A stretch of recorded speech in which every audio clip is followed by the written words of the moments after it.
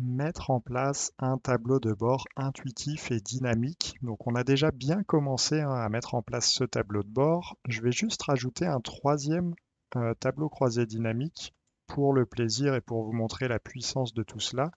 Un troisième tableau croisé dynamique donc dans lequel je vais faire une analyse un tout petit peu plus simple.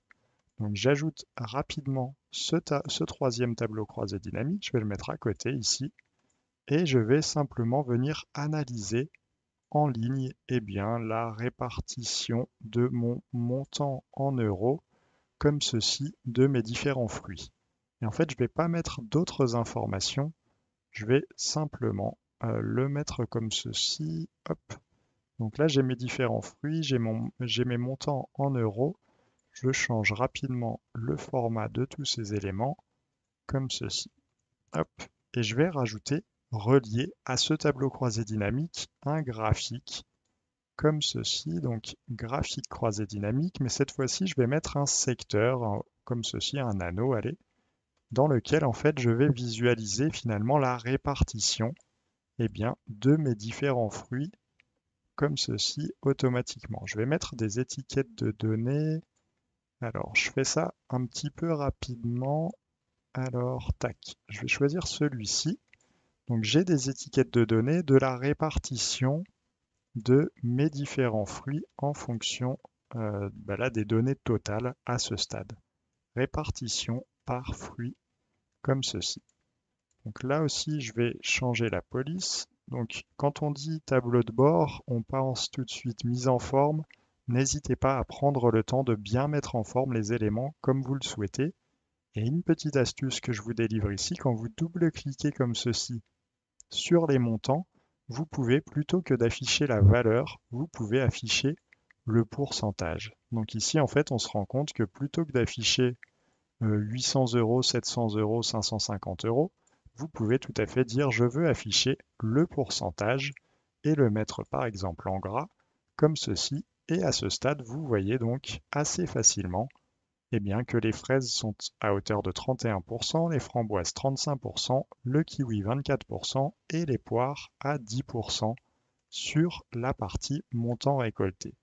Et donc ce graphique, je vais venir le mettre un petit peu en dessous comme ceci et je vais réorganiser à ce stade mon tableau de bord.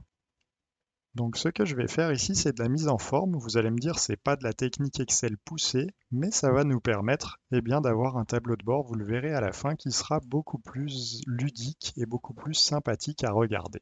Donc je pars de mes fraises, je vais prendre une couleur rouge comme ceci, je vais même mettre une couleur un petit peu plus foncée, qui me fait penser vraiment à la fraise bien rouge, bien mûre, que je connais.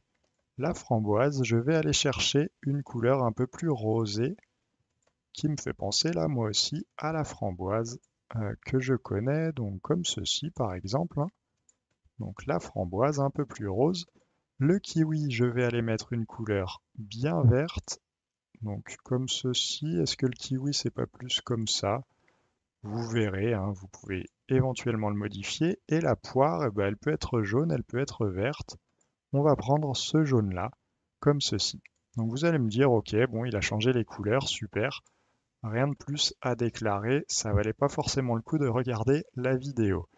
Mais en fait, ce que je veux faire ici, c'est de changer également les couleurs sur mes autres graphiques.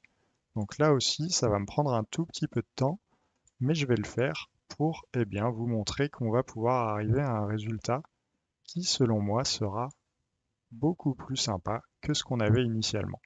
Donc là, je vais couper rapidement la vidéo juste pour prendre le temps de mettre un à un, vous le voyez, mes différentes couleurs.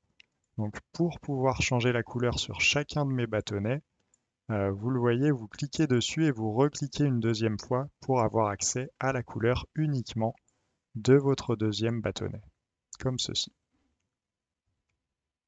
Donc à ce stade, j'ai changé les couleurs, vous le voyez, rouge, rose, vert et jaune de mes différents fruits. Et je vais juste rapprocher un petit peu mes graphiques pour pouvoir mettre ma proportion ici sur le côté. Hop, je vais faire ça bien comme ceci et le visualiser en un coup d'œil assez rapidement. Ma répartition comme ceci, répartition par fruit, et je vais l'augmenter pour qu'on le voit bien rapidement, comme ceci. Hop, j'augmente un tout petit peu la taille, et on a déjà une visualisation un petit peu plus sympa de notre tableau de bord. Pour ne pas perturber la visualisation, je vais prendre des couleurs un petit peu plus ternes sur mes segments, comme ceci, automatiquement, et sur ma chronologie également. Ça, c'est des choix très personnels, hein. Peut-être que ça, vous trouvez pas ça une bonne idée. Il n'y a pas de bonne ou de mauvaise réponse. La dernière chose que je dois faire, c'est qu'ici, ma chronologie, par exemple, elle n'est pas encore reliée à mon troisième graphique. Donc là, je vais la relier et je vais en faire de même avec ma connexion de rapport sur mes deux autres segments. Donc je fais ça, clic droit, connexion de rapport, comme ceci. Et ça, je vais juste le changer un tout petit peu, peut-être mon fond ici être en blanc. Est-ce que c'est possible? Ouais, comme ceci.